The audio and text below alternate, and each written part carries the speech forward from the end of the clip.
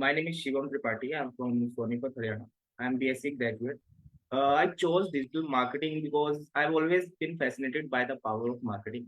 So growing up, when I was kid, I was very impacted by the ads for brands like Fevicol, Center Fresh, and Mentos, Yeah. etc. So these ads showed me the potential of marketing to shape perception of people. And when I discovered the endless possibilities of digital marketing, so I saw an opportunity to combine my passion with of marketing with the digital world to change something, to make something new. Before joining Digital Vidya, uh, if I say honestly that I did not have any idea about the digital marketing.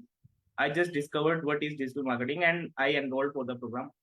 Before joining, I researched a little bit about other institutes, but I saw that Digital Vidya has around 13, 14 years of experience. So that built a trust into me. So I joined Digital Vidya, and after that, in 3, 4 months, like it completely changed my life.